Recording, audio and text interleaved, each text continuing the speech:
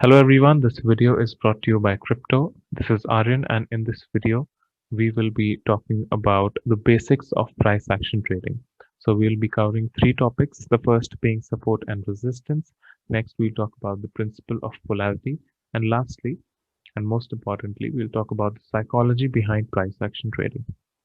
Now, what is price action trading? Price action trading is a trading technique in which we focus only on the price of the asset. We do not look at any other indicator or any other data point.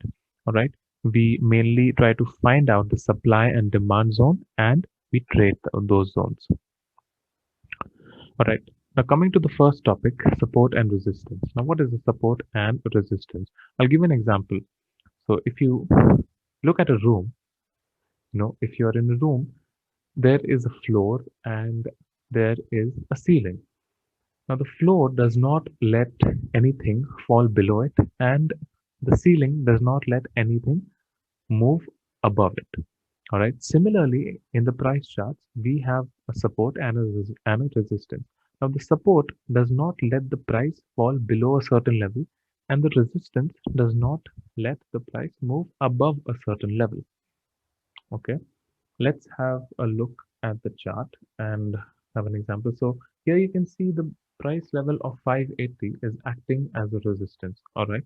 You see the price tried to move ahead of 580 here and then again here.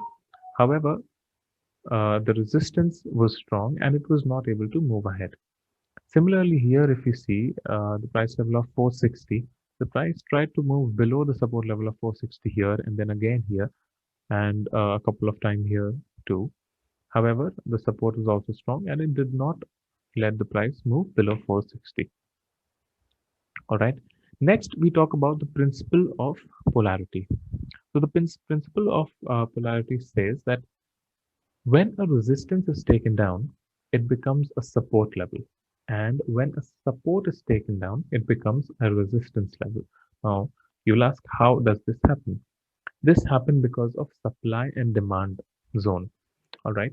So you see the level of 1700 here is acting as a resistance. It's not letting the price move above 1700. Why? Because here is a supply zone. The sellers are more active and the buyers are less active comparatively. And thus, whenever the price reaches 1700, it becomes very attractive for the sellers to sell and the price moves down. However, here you see that the price moved above the level of 1700.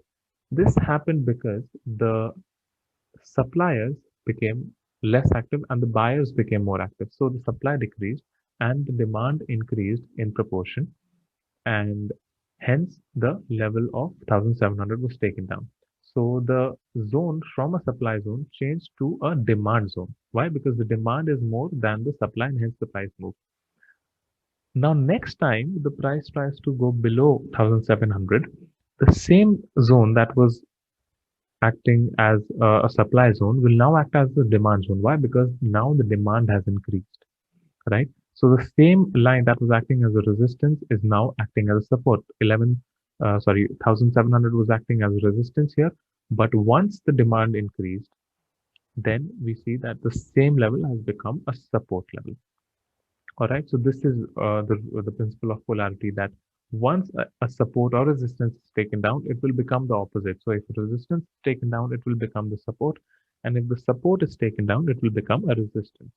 All right, now we move on to the third topic, which is the psychology behind the price action trading. All right, you'll see most of the times whenever a support or resistance is taken down, the price moves in the direction rapidly and it gives a pretty good move. Now, why does this happen? All right, I'll just give you an example. Uh, you see here, the price moved after it broke the level of 1700, it moved all the way up to 2000. All right, there's a good 300-point move. Now, why does this happen?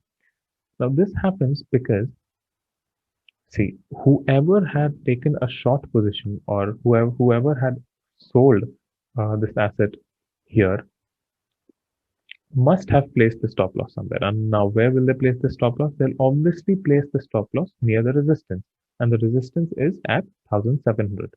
So now, whenever the price moves above this resistance, their stop loss is going to hit. All right. Now, when the stop loss hits, they are going to run for cover. When they run for cover, they will obviously have to buy because earlier they had short, they had taken a short position. So now they'll have to take a long position. That means they'll have to buy. And when they buy, the demand is going to increase more and the price is also going to increase with the demand. So this happens. So that is why we see that whenever a resistance is taken down, the price moves ahead very quickly. All right, here we see that there was a bit of consolidation after the breakout of the resistance, but you'll see in most cases the price moves rapidly. Here there was a consolidation here because there was no consolidation below the resistance. All right, so consolidation is also one thing that we need to keep in mind. There must be consolidation either before the resistance is taken down or after the resistance is taken down.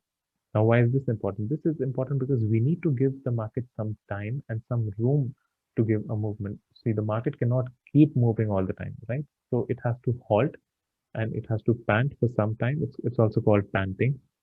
So it has to move, and you need to give it some time to breathe. And this time is basically used for the traders to place their orders and to place the stop loss and target prices.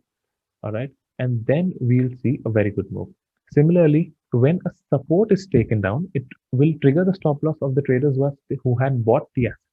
All right, and when their stop loss hits, they will have to sell the asset, and when they sell, the price is going to go down. It's going to propel the price downwards. Now, let's have an example. All right, I'll give you an example in the crypto app itself. So let's move to the app.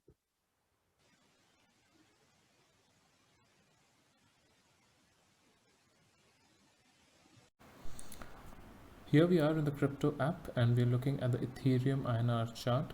We've spotted a support here at 1,28,000. Now we see the price tested this level twice here and then once here as well.